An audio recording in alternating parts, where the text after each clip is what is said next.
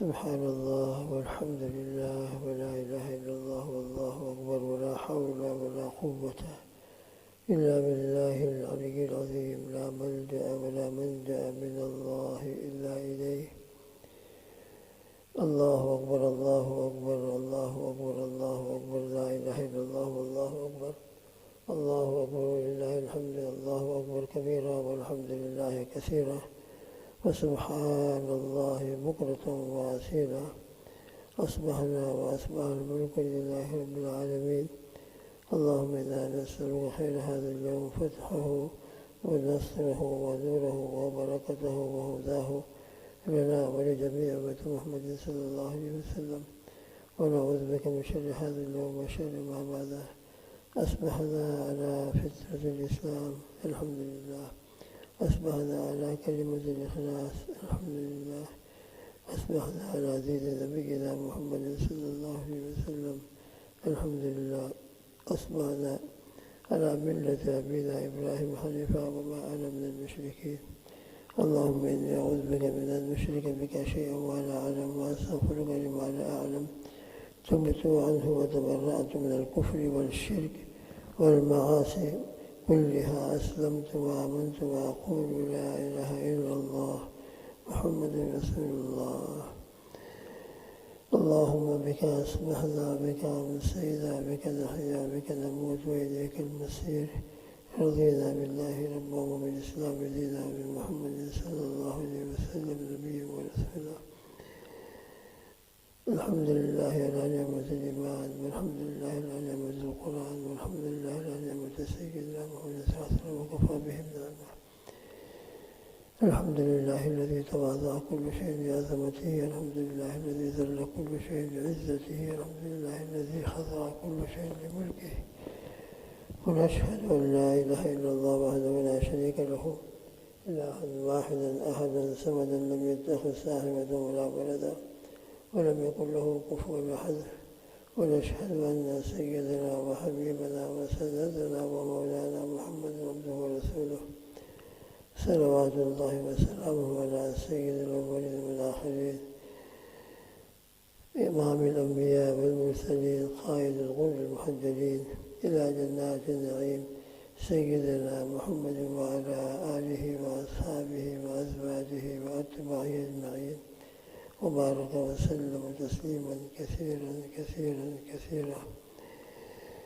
رب اشرح لي صدري ويسر لي أمري واحلل عقدة من لساني يفقهوا قولي. إن الله وملائكته يصلون على النبي يا أيها الذين آمنوا صلوا عليه وسلموا تسليما. اللهم صل على محمد وعلى آل محمد كما صليت على إبراهيم وعلى آل إبراهيم إنك حميد مجيد. اللهم بارك على محمد وعلى آل محمد كما باركت على إبراهيم وعلى آل إبراهيم إنك حميد مجيد. جزا الله عنا سيدنا محمد صلى الله عليه وسلم وهو آله. اللهم صل على سيدنا محمد في أول كلامنا. اللهم صل على سيدنا محمد في أوسط كلامنا. اللهم صل على سيدنا محمد في آخر كلامنا. جزا الله عنا سيدنا محمد صلى الله عليه وسلم وهو آله. بزرگان محترم، گھروں میں سننے والے ہمارے بزرگ، ہمارے بھائی اور ہماری مائیں بہنیں، نماز کا اللہ کی توفیق سے شروع سے لے کر جو تسبیحات اور دعائیں وغیرہ سورہ فاتحہ وغیرہ پڑھی جاتی ہے، مختصر طریقے سے اس کا ترجمہ اللہ کی توفیق سے کیا جا رہا ہے، تاکہ نماز میں یہ ترجمہ کچھ ہمارے ذہن میں محفوظ ہو جائے اور ترجمے کی طرف دھیان بھی رہے، اور خشوع و خضوع اور اللہ کی طرف دھیان کے ساتھ ہماری نمازیں ہوں۔ اللہ ہم سب کو ایسی نمازیں نصیب فرمائے۔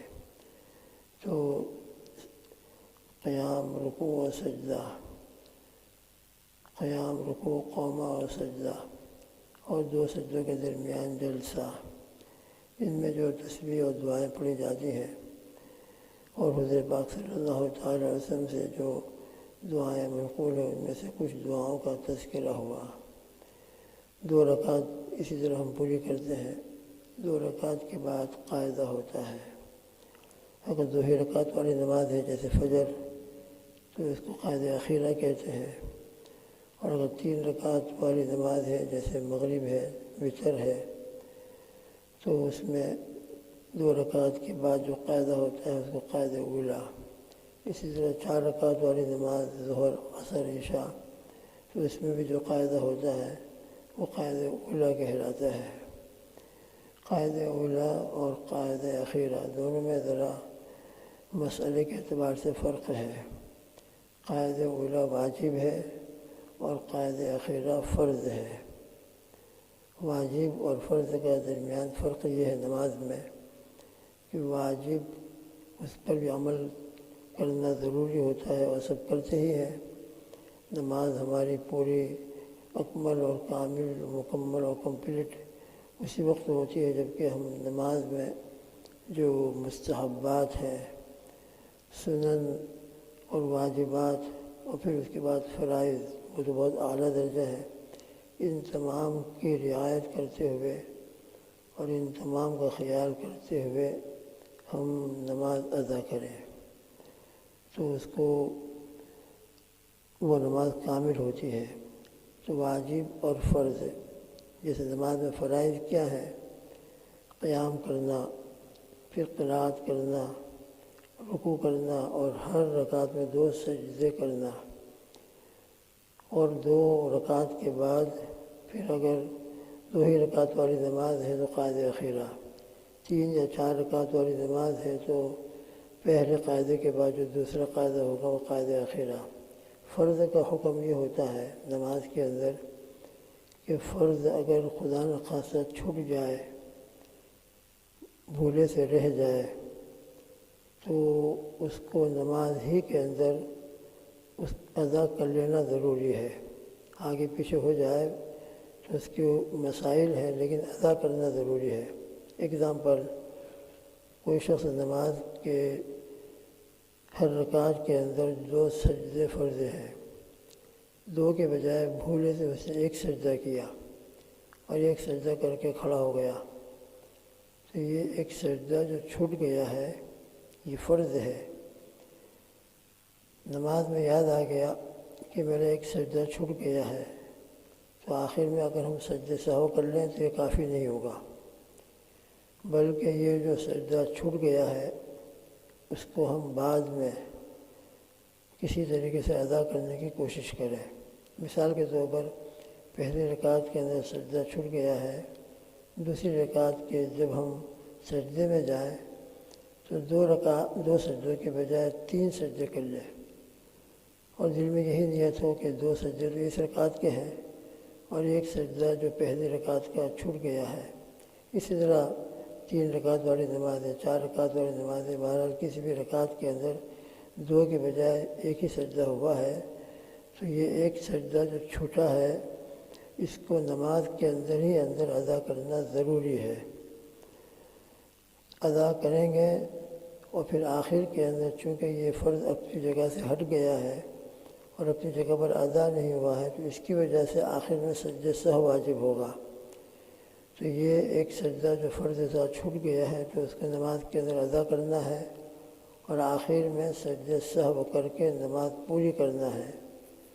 اگر آخر میں سجدہ سہو کر کے نماز پوری کر لیں گے تو انشاءاللہ ہماری نماز ادا ہو جائے گی، اور اگر کوئی 1 سجدہ جو چھوٹ گیا ہے وہ ادا ہی نہ کرے اور 1 رکعت میں 1 سجدہ ہوا اور آخر تک وہ 1 ہی رہا، ہم نے نماز کے اندر کوئی موقع نکال کر چھوٹا ہوا سجدہ ادا ہی نہیں کیا ہے، تو آخر میں سجدہ سہو کر لینا اس کے لیے کافی نہیں ہے۔ فرض کے چھٹ جانے سے سجدہ سہو سے اگر ہم اس کی تلافی کرنا چاہیں اور جو نقص اور نقصان پیدا ہوا ہے اس کو پورا کرنا چاہیں تو سجدہ سہو سے فرض کی تلافی نہیں ہوتی، لہذا فرض چھٹ جائے تو نماز کے اندر اس کو ادا کرنا ہے اور آخر میں سجدہ سہو کرنا ہے، تو انشاءاللہ ہماری نماز مکمل ہو جائے گی۔ یہ تو فرض کا حکم ہے۔ واجب، اس کا حکم یہ ہے کہ واجب کو بھی جان بوجھ کر چھوڑنا نہیں چاہیے، جان بوجھ کر، لیکن بائی مسٹیک چھوٹ گیا، جیسے یہ قاعدہ اولیٰ، 3 رکعت والی نماز میں 4 رکعت والی نماز میں قاعدہ اولیٰ جو ہے 2 رکعت کے بعد جو بیٹھا جاتا ہے اس کو قاعدہ اولیٰ کہتے ہیں۔ یہ قاعدہ اولیٰ واجب ہے اور اس میں تشہد پڑھنا یہ بھی واجب ہے۔ قاعدہ اولیٰ بھی واجب ہے اور تشہد کا پڑھنا یہ بھی واجب ہے۔ تو اگر کوئی بھولے سے 2 رکعت کے بعد بیٹھنے کے بجائے کھڑا ہو گیا،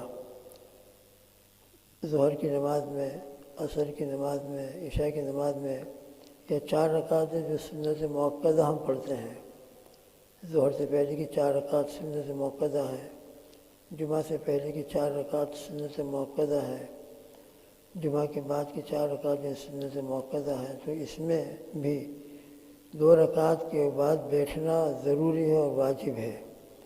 تو ان نمازوں میں کوئی شخص قاعدہ اولیٰ بھول گیا اور 2 رکعت کے بعد کھڑا ہونے لگا، تو اگر کھڑا ہو چکا ہے، اوپر کا جسم وہ نیچے کا جسم پاؤں سے لے کر ہمارے پیر تک، قدم تک سیدھا ہو گیا ہے، تو ہم کھڑے ہو جائیں، اور واجب چھوٹ گیا ہے تو اس کے لیے آخر میں سجدہ سہو کر لیں گے تو نماز ادا ہو جائے گی۔ اور اگر بیٹھنے کے قریب ہے، اور بیٹھنے کے قریب ہونے کا معیار یہ ہے کہ ہمارے پاؤں سیدھے نہیں ہوئے ہوں، بلکہ پاؤں ابھی کچھ بینڈ ہو، اور اسی حالت کے اندر یاد آ گیا کہ میں تو دوسری رکعت میں ہوں اور دوسری رکعت کے بعد مجھے قاعدہ کرنا چاہیے اور میں کھڑا ہو رہا ہوں، تو اگر ابھی پیر سیدھے نہیں ہوئے ہیں اور یاد آ جائے تو بیٹھ جائے اور بیٹھ کر قاعدہ اولیٰ کرے، تشہد پڑھے۔ اتنا ذرا سا تاخیر ہونے کی وجہ سے سجدہ سہو آخر میں واجب نہیں ہوگا۔ تو اگر نیچے کے پیر ہمارے سیدھے نہیں ہوئے تھے اور یاد آنے پر بیٹھ گیا ہو تو قاعدہ اولیٰ کر لینا، تشہد پڑھ لینا کافی ہے، آخر میں سجدہ سہو لازم نہیں ہوتا ہے۔ اور اگر کھڑا ہو گیا ہو یا کھڑا ہونے کے قریب ہو تو کھڑا ہی ہو جائے، واپس نہ لوٹے، قاعدہ کرنے کے لیے واپس نہ لوٹے، اس لیے کہ جو قاعدہ چھوٹ گیا ہے اور کھڑے ہونے کے قریب ہونے کی وجہ سے یا کھڑا ہو گیا ہے، تو اب اپنی جو تیسری رکعت ہے اس کو چالو رکھے۔ قاعدہ چھوٹ گیا اس کا کیا؟ تو اس کا تلافی الحمدللہ آخر میں ہم سجدہ سہو کر لیں گے، تو اس سے اس کی تلافی ہو جائے گی اور نماز بھی صحیح ہو جائے گی۔ تو کھڑے ہونے کے قریب ہو یا کھڑا ہو چکا ہو تو اپنی نماز چالو رکھے، قاعدہ اولیٰ کرنے کے لیے واپس نہ لوٹے، اور اگر بیٹھنے کے قریب ہو تو لوٹ جائے اور قاعدہ کر کے کھڑا ہو جائے۔ بہرحال 2 رکعت کے بعد قاعدہ اولیٰ واجب ہے، اگر بھولے سے چھوٹ گیا ہو تو آخر میں سجدہ سہو کر لینے سے نماز مکمل ہو جاتی ہے۔ تو سجدہ سہو جو ہے واجب کے چھٹنے کی وجہ سے واجب ہوتا ہے، اور واجب کے چھٹنے کی وجہ سے نماز میں جو نقصان پیدا ہوا ہے اس نقصان کی تلافی اور اس نقصان کا تدارک اور اس نقصان کی بھرپائی آخر میں سجدہ سہو کرنے سے ہو جاتی ہے، اور سجدہ سہو کرنے سے انشاءاللہ الحمدللہ ہماری نماز مکمل ہو جاتی ہے۔ تو یہ فرض اور واجب کے درمیان کا فرق ہے۔ فرض اگر چھوٹ جائے گا تو نماز کے اندر اگر ہم نے وہ فرض ادا کر لیا ہے اور پھر آخر میں سجدہ سہو کر لیا ہے تو انشاءاللہ نماز مکمل ہو جائے گی۔ اور اگر فرض چھوٹنے کے بعد نماز کے اندر اس کو ادا نہیں کیا ہے تو اب نماز ادا ہی نہیں ہوئی۔ نماز کا لوٹانا اور دوبارہ پڑھنا بالکل کمپلسری، ضروری اور فرض ہوگا۔ دوبارہ پڑھیں گے تو فریضہ ادا ہوگا، ہمارا فریضہ باقی ہے، فرض ادا نہیں ہوا، نماز دوبارہ پڑھنا لازم اور ضروری ہوتی ہے، یہ فرض کا حکم ہے۔ واجب کے چھٹنے میں آخر میں سجدہ سہو کر لینا کافی ہوتا ہے، اور اتفاق سے اگر سجدہ سہو نہ کیا ہو، نماز پوری کر لی ہو اور اپنے کسی اور کام میں لگ گیا ہو تو اس صورت کے اندر جو نماز جس میں سجدہ سہو کرنا لازم تھا اور ہم نے نہیں کیا ہے اور سلام پھیر دیا، اور سلام پھیرنے کے بعد کسی اور کام میں لگ گئے، پھر بعد میں یاد آیا کہ میرے دل میں سجدہ سہو واجب تھا اور میں سجدہ سہو نہیں کر سکا ہوں اور دوسرے کاموں میں لگ گیا ہوں، تو اب وہ نماز کا حکم یہ ہے کہ فرض ادا ہو گیا ہے، اس ناقص نماز سے، ادھوری نماز سے، انکمپلیٹ نماز سے فریضہ ادا ہو گیا ہے، مگر یہ فرض کمپلیٹ ادا نہیں ہوا، اس میں تھوڑا سا نقصان ہے۔ اس نقصان کی دور کرنے کے لیے کیا ضروری ہے؟ اس نقصان کو دور کرنے کے لیے اب ضروری یہ ہے کہ ہم یہ نماز پھر دوبارہ پڑھ لیں۔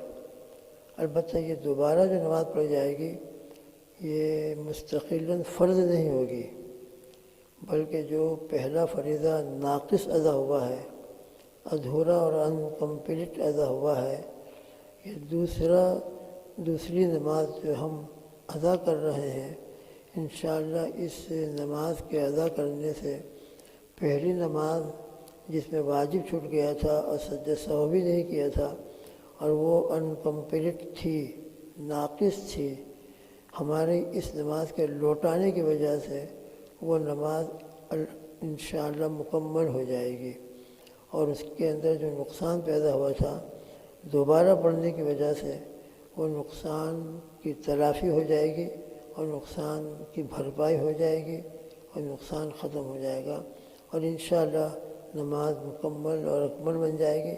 اور اللہ سے پھر امید رکھیں کہ اللہ ہماری اسی ٹوٹی پھوٹی نماز کو قبول فرما لے، اس پر ہمارا مواخذہ نہ فرمائے، تو آپ کا بہت بڑا کرم اور بہت بڑا احسان ہوگا۔ تو یہ فرض اور واجب کے درمیان کا فرق الحمدللہ ذکر کیا گیا، اس کا ہم نمازوں میں خیال رکھیں۔ اللہ تعالی ہم سب کو کئی سنی باتوں پر عمل کی توفیق عطا فرمائے، تمام مرحومین مرحومات کی مغفرت فرمائے، زندہ ہے ان سب کو نمازی بنا دے اور نماز باجماعت ادا کرنے والا بنا دے۔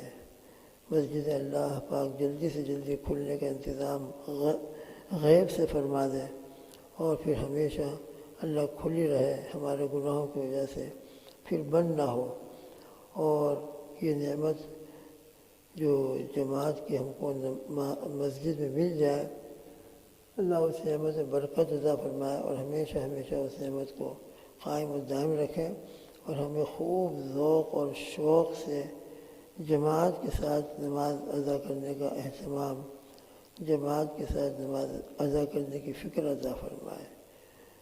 اللہ ہم سب کو کہیں سے نمازوں پر عمل کی توفیق عطا فرمائے۔ اللہم آمین۔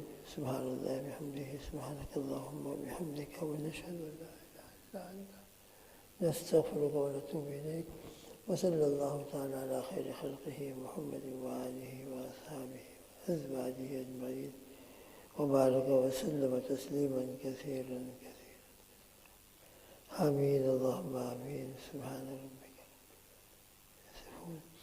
وسلام علی المرسلین والحمد للہ رب